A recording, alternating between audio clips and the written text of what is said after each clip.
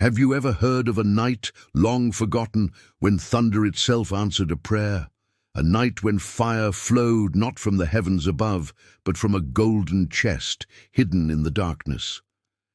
This is the story of the Ark of the Covenant, God's throne on earth, the sacred vessel that carried his very presence.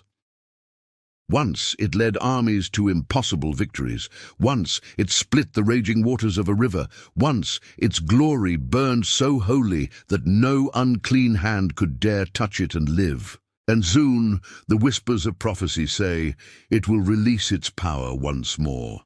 You see, the Ark was never just a historical artifact. It wasn't some lost treasure waiting to be found. It was a throne, crafted from incorruptible, eternal acacia wood and covered in the purest gold. Inside, it held 3 sacred items: the stone tablets of the law, the rod of Aaron that miraculously budded, and a jar of the manna that fell from heaven. Each piece held a profound meaning. The law was God's command, the rod was God's authority, the manna was God's provision. It was the physical embodiment of his unbreakable covenant with his people. When the Ark moved, it was as if heaven itself was in motion. When it rested, all of creation seemed to wait in anticipation. Think about the Israelites crossing the Jordan River.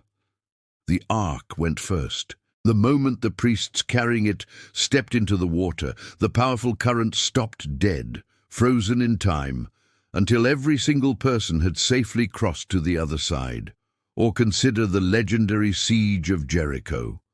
Joshua marched his army around the fortified city with the Ark at the center of their procession.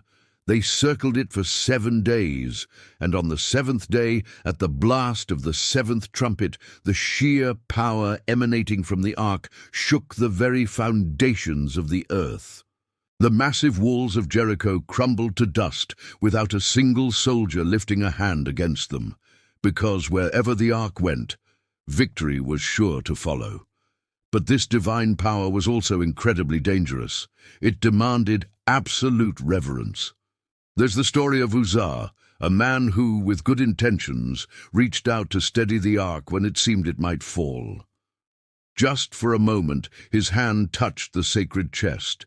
In an instant, the fire of holiness struck him down. It is a stark reminder.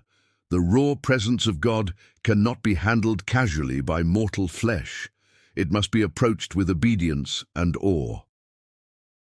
Years passed, and Israel's faith began to waver. They grew proud, and in their faithlessness, the unthinkable happened. The Ark was captured by their enemies, the Philistines.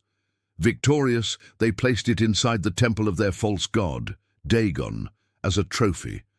They believed they had defeated the God of Israel, but they were gravely mistaken. The very next morning, they entered their temple to find the massive statue of Dagon, fallen face down on the floor, prostrate before the Ark. Confused, they set it back up. But the following night, it fell once more. This time, it wasn't just toppled, it was shattered into pieces. Its head and hands were broken, scattered on the floor as if in submission. And that was only the beginning. Everywhere the Ark was taken among the Philistines, terrible plagues and sickness followed. The people cried out in terror, realizing the power they had foolishly tried to contain. With trembling hands, they sent the Ark back to Israel. They had learned the truth the hard way. You can't capture or control the presence of God. You can only honor it, or you will fall before it. Eventually, the Ark found its final resting place. After King Solomon built the magnificent first temple in Jerusalem, the Ark was placed in the most sacred chamber of all, the Holy of Holies. Here it was shielded from all but one man. Only the high priest could approach it, and only once a year, on the Day of Atonement. He entered with sacrificial blood and trembling hands, acutely aware of the overwhelming power just beyond the veil. In fact, tradition holds that a rope was tied around his ankle when he entered. Why? Because if he entered unworthily, the holiness of God's presence would strike him down, and his body would have to be pulled out.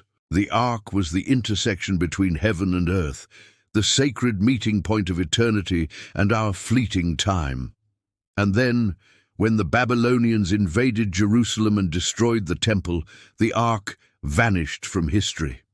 Its disappearance is one of the greatest mysteries of all time. Some legends say it was hidden deep beneath the Temple Mount, where it remains to this day. Others believe it was taken by angels and returned to heaven itself, preserved from human hands. But the book of Revelation gives us a breathtaking clue. In chapter 11, the Apostle John writes, "Then God's temple in heaven was opened, and the ark of his covenant was seen within his temple." This tells us something profound. The ark wasn't lost or destroyed. It was preserved, waiting for an appointed hour. And in the last days, the Bible tells us, that hour will come.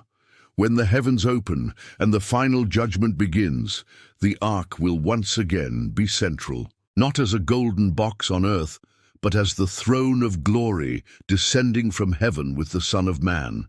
Its symbols, the lightning, the thunder, the mighty voice, are all echoes of the same divine presence that once dwelled between the golden cherubim. Because the ark was never truly about the gold or the wood or the stone tablets, it was about one thing, God dwelling among his people. And in the final age, that divine dwelling will return in its fullest glory. As Revelation says, "Behold, the tabernacle of God is with men." The same holy fire that once consumed Uzzah will one day purify the nations. The same unstoppable power that tore down the walls of Jericho will destroy the kingdoms of darkness for good. And the entire world will finally witness the glory that Israel once saw, the raw, untamed, awesome holiness of the living God. But until that day, the ark still speaks, not from a temple made of stone, not from a hidden golden box. It speaks from the hearts of those who carry his presence now, because through Christ the covenant moved from a box of gold to temples of flesh and blood. We who believe have become the new temple, the living ark. The holy fire no longer dwells behind a veil. It burns within you. So when the world around you trembles, when you feel surrounded, remember this: you carry the very same presence that shook Jericho to its foundations.